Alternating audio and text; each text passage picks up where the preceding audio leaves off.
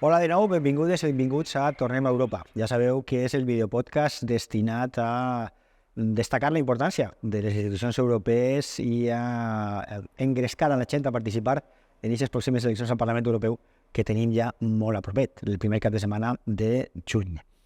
Com cada episodi, tractarem un tema en concret amb una persona que té molt a dir i que el coneix en profunditat. El tema d'avui és un dels fonamentals en la construcció de la Unió Europea, que és el dels drets humans. I per això ens acompanya Jaume Durà, que és advocat, especialista en drets humans, especialista en refugi i asil, i en aquests moments és el responsable de l'equip jurídic de la Comissió Europea de Comissió Espanyola, d'ajuda al refugiat en el País Valencià. Jaume, moltes gràcies per vindre. Gràcies, Jordi, a tu, clar que sí. Tu has estat pel Parlament Europeu, has estat per Brussel·les. Hem estat pegant alguna volteta per allí. Molt bé. I m'agradaria, com sempre, als nostres convidats, la primera cosa que es dic és que se dirigiren al públic i al públic que podem tindre en aquests videopodcasts i que els digueres la importància que tenen les decisions que es prenen a nivell europeu, en aquest cas, a un assumpte tan fonamental com és la protecció dels drets humans. Clar, sabem, jo crec que tots a aquestes alçades sabem la importància que té la Unió Europea, però jo crec que encara pren una dimensió més ampla, més forta, pel que fa a matèria d'asil, de protecció internacional de les persones refugiades, al fi i a la cap de drets humans. No? Han sigut 8 anys de negociació d'aquest pacte europeu de migració i asil, que està ja a les portes d'una aprovació definitiva, que vincula la vida de milers, centenars de milers de persones, al final seran milions de persones, i es vincula a nosaltres també, perquè jo sempre dic, no? Que crec que algun dia ens preguntaran els que vinguen darrere, què fèieu vosaltres quan tanta gent moria a les fronteres, a la mar, i què va passar en aquestes persones que intentaven accedir a la protecció internacional en aquests països democràtics nostres, no? És el que estàvem fent nosaltres. Jo crec que és fonamental, les decisions que s'estan prenent en la Unió Europea doncs vinculen el dia a dia de les entitats, de les persones que treballem en aquesta matèria, però sobretot de les persones migrants i refugiades, no? I en matèria de drets humans és molt més ample de tot això. Les relacions internacionals en països emissors, països en els que fem acords per a l'externalització de les fronteres, etc. No? Per tant, jo crec que ens estem jugant moltíssim en un moment en què la dreta i l'ultradreta té més força que mai, i crec que justament l'esquerra i la gent que treballem en matèria de drets humans hem d'estar més activa que mai. Ja has parlat d'un pacte europeu de migració i asil. En aquests moments està a punt d'aprovar-se aquest nou pacte. La gent que esteu treballant en el dia a dia amb refugiats, en aquest tipus de matèries, esteu molt informats, però m'agradaria que per al públic, no? Digues, què és exactament, quines eren les intencions d'aquest pacte i què és exactament el que podria representar? Quins són els riscos que des de SEAR heu vist en tal i com està plantejat aquest gran pacte europeu en aquests moments? Riscos en són molts, moltíssims, perquè una vegada més el dret d'asil està qüestionat, el pacte el que fa és dificultar-lo cada vegada més i, per tant, vulnerar un dret fonamental com era el dret d'asil, la protecció internacional, aquest dret fonamental que tant ha costat d'aconseguir i que ara corre un risc especial. No? Per què? Per què aprofundís en un risc respecte del dret d'asil, no? En la dificultació cada vegada més d'arribar a Europa i accedir al procediment de protecció internacional? Primera, perquè sempre la Unió Europea ha partit de la base de que sols podran entrar a Europa persones que siguen refugiades, és a dir, les que sí que puguen obtindre l'estatut de refugiat, les que s'estudia el cas i siguen refugiades sí que seran acceptades. La resta, és a dir, la migració irregular, les persones que entren per les vies, les fronteres no habilitades, no tenen cabuda. Este procés el que fa, este pacte el que fa és sustentar això i, a més, dificultar encara més l'accés a Europa i l'accés al procediment d'asil. Per què? Perquè la primera part d'aquest joc macabre, i parlo de joc perquè està enfocat des d'una perspectiva, primera, que no arriben. Intentar que les persones que van a demanar protecció no arriben.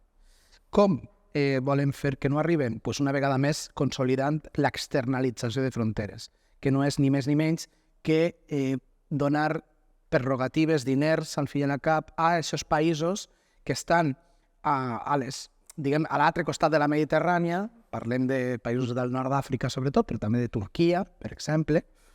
Aquests països seran els que controlen els fluxos migratoris. Això ja venia passant. L'estat espanyol... És el tema, Jaume, nosaltres ja treballàrem en el Parlament Europeu quan jo vaig estar ja d'eurodiputat. En aquell moment se va fer el que nosaltres anomenàvem el pacte de la vergonya amb Turquia. Recorda que hi havia en aquell moment una onada de refugiats que venien des d'Afganistan, sobretot, que pretenien entrar a Europa perquè estaven fugint d'una guerra. Afganistan i Síria. Síria, exactament, sobretot Síria. Hi havia una causa òbvia que era fugir d'una guerra. I aleshores el Parlament Europeu, perdona però és que voldria explicar aquesta qüestió per a que la gent entenguera la diferència també entre les diferents institucions d'Europa. El Parlament Europeu en aquell moment va aprovar una sèrie de mesures que plantejaven una entrada segura, uns jocs d'entrada canalitzar a través d'unes entrades controlades i després una distribució entre els diferents països més o menys proporcional, d'aixòs refugiats que venien de la guerra de Síria. Però després el Consell de la Unió Europea, és a dir, els caps d'estat dels estats europeus, el que van decidir va dir, mira, això és molt bonic, però no. Jo el que vaig a fer és pactar amb Turquia, que Turquia faci de tap, que ature a aquesta gent, que se n'ocupe i li donaré uns diners precisament per a que se n'ocupe d'ells. I això va ser una autèntica pacte de la vergonya. Com estan aquests refugiats en Turquia? No sabem res, i el que sabem és molt terrible, les notícies que arriben, en camps absolutament desemparats. I què ha fet Turquia amb aquests diners? Pues rearmar-se i, entre altres coses, donar suport a Azerbaiyán, per exemple, en la guerra contra Armènia, arrasant Nagorno-Karabakh amb més de 20.000 morts amb armes que s'ha vist que eren armes turques. Vull dir, aquesta externalització ja en aquell moment sabien que era perillosa i, com tu has comentat, s'ha ampliat a Líbia, ara fa uns mesos s'ha ampliat a Tunísia. Tunísia també. Però l'estat espanyol, tu parles de la Unió Europea, però l'estat espanyol ja era un especialista en l'externalització de fronteres. Recordem l'any 2006, quan l'arribada sobretot de persones migrades a les Canàries, les embarcacions a Canàries, Mali, Mauritània, Senegal, allà va anar el ministre, va fer... I és el mateix que ha fet ara. Enguany, el 23 i el 24 ho veurem plasmat, ha sigut l'any que més arribades a les Canàries ha hagut. Ja el ministre, tant interior, Alaska, com en exteriors, ha viatjat a Senegal, a Mali, a Mauritània, per a que siguin aquests països els que controlen, impedisquen les eixides. Com es fa això? A canvi de prerrogatives econòmiques i, per exemple, l'ajuda al desenvolupament, a posar diners per a la cooperació. Això s'ha fet enguany, l'any 2023, i ho veurem consolidat en el 2024. S'ha tornat a anar a aquests països que, a més, sabem el drama i els conflictes i les guerres que ara mateix estan en el Sahel, en Mali. Doncs anem a aquests països del voltant per a impedir que arriben les persones. És a dir, el mecanisme és negociar en països que controlen les eixides, més Frontex, més embarcacions, més seguretat en les fronteres europees per a controlar que no s'arriben, i després, que és el pacte, un nou punt que ha introduït, és que una vegada has aconseguit arribar, si és que aconseguissis arribar, la ficció de no has entrat a Europa. Sí, has arribat a les costes d'Itàlia, de Grècia o de l'estat espanyol, a la nostra frontera sud o a les pròpies costes del País Valencià, però la ficció és no hauràs entrat. Es crea una ficció d'un lloc de no dret on allí van a tramitar la teua sol·licitud de protecció internacional d'una forma poc garantista, perquè tots els processos accelerats i ràpids saben que no són garantistes, per a dirimir si eres refugiada o no, i aleshores, si sí que ho eres, podràs entrar, i si no ho eres, tinc més fàcil l'expulsió. Com que no has entrat a Europa, tinc molt més fàcil el poder-te expulsar. Perquè, a més, els acords que es fan en aquests països per a impedir que isquen també passen per acords per a que pugui expulsar-te i tu pugues acceptar l'expulsió d'aquest país. Per tant, Jaume, aquesta imatge que ven i vol vendre constantment la Unió Europea com a paradís dels drets humans està prou allunyada de la realitat. Sí, i el pacte la consolida. El pacte consolida, com hem dit, l'externalització, la ficció de no haver entrat a Europa quan ja la persona sí que ha entrat i està ahí en aquestes costes. Parlem de l'internament. Allí també, les persones que aconseguisquen arribar estaran tancades, internades, durant setmanes, mesos, inclús, a l'espera d'una resolució. Una resolució d'asil de la teua història que tu hauràs contat, en la que si a més ves d'un país dels que tenen una taxa de reconeixement de la protecció baixa, el procediment s'accelerarà molt més, no? Si eres del Marroc o eres d'un país que teòricament l'asil no va ser-te concedit, pues serà més fàcil encara poder-te expulsar, no? A més, en la solidaritat a la carta, no?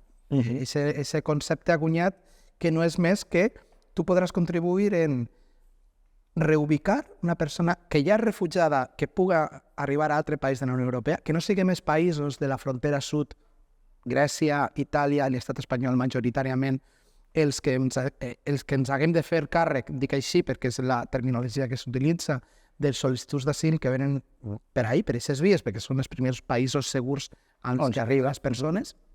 Recordem el conveni Dublín, que deia que una vegada has entrat per una... Havies de demanar asil en el país al que arribaves. Sí, perquè tenies l'empremta allí ja, l'Eurodac, el sistema Eurodac, quan arribaves a Alemanya et deia no, tu has entrat per Itàlia o per Espanya, tens que tornar allà, no? Ara no és que el conveni no funcione i l'Eurodac no funcione. El que et diran els països del nord són tens dues opcions, reubicar o pagar per expulsar, posant fins i tot una quantia de 20.000 euros per persona en aquesta quota de solidaritat a la carta per a pagar l'expulsió, no? Pagar l'expulsió o pagar més mecanismes, com comentàvem, d'externalització de fronteres, no? O recolzament a Frontex. Per tant, clar, tenim un panorama terrible de primer que no arriben, després si arriben, fer que no han arribat. Després, si entren, que un país puga dir si t'acull o no, si reubica o no reubica, no? Clar, estem dificultant al màxim el procés. Jaume, n'hi ha una manca de memòria històrica en l'actitud europea que bueno, a mi em pareix absolutament vergonyosa, no? És a dir, no fa tant érem nosaltres que estaven immigrant i fugint d'una Europa convulsa en guerra, d'una Espanya en mans d'una dictadura salvatge a aquests països, precisament, a Algèria, a altres països, i pareix que això ho hem oblidat, no? Recuperar la memòria hauria de ser una primera prioritat de la Unió Europea per a poder acollir a aquestes persones pensant que en altres moments hem sigut els europeus, en general, els valencians també, els que hem tingut que fugir, no? Clar. I si pensem en Europa, hauríem de parlar d'aixòs països de Polònia, Hongria i altres que van viure la repressió de forma tan bèstia, no? Són aquests països els que ara, en determinats canvis, no? La pròpia Itàlia, no? La que Itàlia ha inclòs la primera ministra una terminologia per a també criminalitzar el salvament en les costes. És a dir, per a que Itàlia acceptara també les negociacions, han acunyat un terme referit a la seguretat per a criminalitzar les embarcacions que salven en la costa. És que ja no sols no volem acollir, sinó no volem que ningú siga solidari en les persones que demanen ser acollides. I a més, és que el propi pacte no parla en cap moment d'aixes vies legals i segures. Perquè, clar, nosaltres, des de CEAR, des de la Comissió d'Ajuda al Refugiat, que és una entitat que va néixer en el 79, acollint a les persones primeres migrades i refugiades que venien de les dictadures del Cono Sud, no? de les dictadures de Xile, d'Argentina, etc., que composada de persones refugiades com el propi Marcos Ana i altres persones que van viure la dictadura franquista i de més, hem vist l'evolució del dret d'asil i hem arribat al moment de dir Europa, que era garantista de certs drets humans, que podíem anar a reclamar-li a Europa quan es vulneraven els drets de moltes persones. Continuem confiant en que això puga ser així, però cada vegada és més difícil. Per això la veu valenciana, la veu dels eurodiputats, en el teu cas, i d'altres persones és fonamental, perquè estem davant d'un moment històric, jo crec, importantíssim, en el que no sols es qüestionarà el dret d'asil, sinó en què les persones siguem iguals, o la solidaritat internacionalista, la cooperació, etc. O sigui, són molts factors molt importants que ens estem jugant ara mateix. Jaume, n'hi ha casos... estem parlant bàsicament de drames personals terribles. Estem parlant de milers de persones que s'ofeguen en el Mediterrani. Ho dic perquè a voltes ens perdem en legislació, ens perdem en burocràcia i tal i qual, i oblidem que estem parlant de persones, de carn i os, estem parlant d'éssers humans que estan morint, de menors que venen absolutament desprotegits, de drames que jo crec que el drama més sagnant que està patint en aquests moments, com a mínim la nostra zona geogràfica, no? El Mediterrani és ixe, no? És dels immigrants que fugen de guerres, de situacions desesperades i que acaben morint o sent rebuts pràcticament com si foren delinqüents, no? Hem parlat de totes les qüestions negatives d'aquest pacte. Quin hauria de ser un bon pacte de migració i asil per part de la Unió Europea? Quines són les característiques bàsiques que des de SEAR penseu que hauria de tindre una política realment solidària i que realment garantira els drets humans per part de la Unió Europea? Ese pacte hauria d'estar sobre la taula en matèria de vies legals i segures. Què signifiquen les vies legals i segures? Significa que les persones que necessiten fugir de molts països puguen arribar en les condicions de dignitat, de legalitat i seguretat, sobretot de seguretat. No? Aquestes persones que acaben morint a la Mediterrània ho han fet perquè li han tingut que pagar a una màfia, algú que el poguera portar. Si pagues més diners, viatges millor, si pagues menys, pitjor, no? Però no sols en la mar, la gent mor en els trajectes en el desert, dins de camions tancada, en contenidors, els polissons que arriben als ports, no? Nosaltres portem casos de polissonatge, de gent que arriba amagada en vaixells, no? Les vies legals i segures el que podrien provocar justament seria que aquestes màfies no tingueren marge, perquè si tu tingueres una forma de poder demanar asil, per exemple, les missions diplomàtiques, no? En consolats i en ambaixades.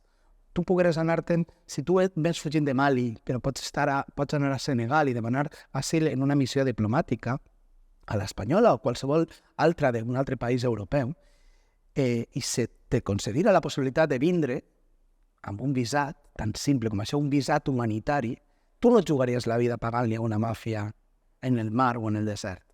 Les vies legals i segures són perfectament viables, possibles, demà mateix es poden posar en marxa, demanar asil en consolats i en ambaixades. Política de reubicació de les persones ja refugiades, el reassentament, una política major de reassentament. Les refugiades palestines de Gaza, ara mateix, on la UNRWA ja no té la possibilitat de donar cobertura, deuen de ser reassentades, les que vulguin ser reassentades, de la manera més ràpida possible. El genocidi que s'està vivint a Gaza ara mateix, en aquests moments, de centenars de milers de persones que moren, quan els estats són capaços de provocar ese boicot a l'estat d'Israel, en desinversió, sancions, etc., en paralitzar aquesta atrocitat, aquest genocidi que estem vivint, aquestes persones deuen de ser reassentades ja no són refugiades sota el mandat de la UNRWA. Però ja no sols això, sinó que la frontera de Rafah s'ha d'obrir ja per a que puguen eixir. Aquest reassentament. Aquestes persones no haurien de després pagar diners i jugar-se la vida en ninguna mar per arribar als països segurs d'Europa. Haurien de ser reassentades com a via legal i segura. La pròpia extensió del dret d'asil als familiars es dificulta enormement. Portem molts casos de moltes persones que ja són refugiades, que tenen dret a portar les seves famílies. I no poden fer el reagrupament familiar. I mesos, i cada volta més difícil de països des de Pakistan, d'Afganistan, etc. No? Visats humanitaris. Si es dona un visat humanitari, li lleves un client a la màfia. És una persona que no morirà en la mar ni en el desert perquè tu li has donat un visat humanitari per a poder arribar. És interessant que l'extrema dreta, com has comentat abans, la Unió Europea li està comprant, està assumint el relat de l'extrema dreta. I aleshores se parla molt de que les missions com Frontex, etc., estan lluitant contra les màfies. Quan realment, com tu acabes de comentar, la forma més fàcil de lluitar contra les màfies és fent una forma segura d'entrar a la Unió Europea a través d'aquests visats humanitaris que se pogueren demanar en ambaixades i consolats. Clar, si no hi ha vies legals i segures, el que queda és recórrer al mercat negre, no? A la màfia que puga traslladar. La màfia el que vol és la pasta. I és màfia de països que vulneren drets fonamentals que a part tu li estàs donant diners per a que controlen les fronteres. Amb això hem d'acabar. El pacte no parla de vies legals i segures. En cap moment parla de les vies legals i segures. Parla en major externalització, en ficció jurídica de no haver entrat, de solidaritat a la carta, de criminalitzar el salvament. Com pot ser que un pacte de migració i asil, quan és un dret de protecció, és un dret que cal complir, no el garantisca? No l'està garantint, perquè no està garantint una forma que tu pugues arribar en una via legal i segura, ni tingues la seguretat de que pugues entrar en condicions de dignitat. No? Per tant, és un pacte que cal revertir d'alguna forma, cal matisar. Jo crec que els estats ahí tenen... Els eurodiputats heu de treballar molt tot això, no està tancat. Europa, Perfecte, sí. jo crec que tu ho has dit, fins a l'últim moment Exacte. hi ha La possibilitat. presidència espanyola de la Unió Europea volia aprovar-lo, però no s'ha aprovat i bueno, tenim eleccions a juny. Si no s'aprovara en esta legislatura, ja veurem. Clar, Però justament per això tindríem un marge de maniobra en la següent per a treballar en aquesta línia, no? Intentar modificar-lo, perquè és una cosa que a mi m'agradaria que la gent sapiguera, no? que els nostres oients, espectadors sapigueren. En Europa, les negociacions, fins a l'últim segon, estan obertes. Vull dir, encara que se diga que això ja està aprovat, que tal... La realitat és que, com se diu, n'hi ha partit fins a l'últim moment. Per tant, no hem de perdre l'esperança. No? Està complicat, però no hem de perdre l'esperança de poder revertir aquesta situació terrible que aquest pacte podria assentar. Sí, d'ahir la importància de política. Nosaltres continuem confiant enormement en la política, en els canvis socials del dia a dia, però també la part més política per a revertir-la. Jo crec que és fonamental tindre una veu valenciana, nostra, pròpia. Hem de poder... Nosaltres som una societat acollida, ho hem volgut ser tota la vida, sempre ho hem dit, i aquesta part de la societat nostra que sí que vol acollir, que sí que està pels drets humans, necessita representants que puguen articular un discurs clar de salvaguarda dels drets humans, i en aquest cas del dret d'asil i la protecció internacional, que nosaltres en el seu moment, i tu has parlat molt bé de la memòria històrica, vàrem tindre que exercir-lo, i que ara són altres persones, no? I jo crec que una societat que no es crea sobre els drets humans i es recolzen els drets humans es construïsca des d'ahir, és una societat que no tindrà un futur digne si no es recolza en aquests valors. Per això és tan important la política europea, clar que sí. Jaume, em parla de la importància de les decisions que es prenen allà, del perill per als drets humans que representa aquest pacte, no? de migració i asil, que realment no és d'asil, sinó tot el contrari. De vegades el nom de les coses no implica aquest acte d'això. Tu has comentat la importància de tindre representants allà, i jo voldria acabar amb una pregunta que sempre faig als convidats. No? Ja tenim eurodiputats valencians allà, fes-los la carta dels deures. Què han de fer des de SEAR? Què haurien de fer per a construir una Europa realment solidària i una Europa realment referent de la protecció dels drets humans? Quins deures es posaries? Clar, jo crec que l'incidir en aquestes vies legals i segures és fonamental, no? Els estats tenen la capacitat d'articular un sistema més enllà del pactat, és a dir, tu sempre pots anar més enllà del pacte, el que no podràs és anar més enrere. En teoria, sabem que contínuament els països incomplissin els propis acords als que han arribat, els que han signat, però podem anar més enllà. I ahí és on hem d'anar-nos. Però els eurodiputats poden denunciar-ho. Efectivament. Poden denunciar això, poden estar en contacte amb les associacions com la vostra, amb les entitats que treballeu en la solidaritat, que treballeu pels drets dels refugiats, i poden presentar preguntes parlamentàries, poden fer actes al Parlament Europeu, poden fer denúncies davant de la Comissió Europea. Vull dir, n'hi ha recursos si tenim les persones receptives allà, no? Efectivament, i en el moment que estem, en el genocidi que s'està venint d'agafa, tenim aquesta obligació d'estar dient-li que aquest estat d'Israel que està fent el que està fent no té ningú dret a poder negociar en la Unió Europea, hem de sancionar-lo, hem de trencar relacions, hem de forçar la màquina per a que això... Com ja s'ha fet en altres estats. Ho dic perquè que ningú se pense que això seria una invenció, perquè en Rússia, per exemple, s'ha fet. Donat que ha paït un altre país, és una postura comprensible, però també se pot fer en Israel. Efectivament, s'ha fet en Rússia i s'ha fet ràpidament. Per què no s'ha de fer en Israel? I s'ha de fer ràpidament, a més. Però no sols fer això i trencar aquestes relacions i demanar el compliment del dret internacional, sinó després acollir aquestes persones refugiades palestines i poder-les donar aquesta protecció si és que elles decideixen vindre a Europa. Això és una tasca que cal fer des de ja. Hem de començar a treballar ja en aturar aquesta guerra i a l'atendre aquestes persones des de ja. Les vies legals i segures que estaven comentant, jo crec que això és bàsic. L'estat espanyol, en el nostre cas CEAR, continuem treballant per aportar que puguen arribar a ser persones d'Afganistan. Ens hem oblidat d'Afganistan ràpidament, li hem comprat ja el discurs estagnat.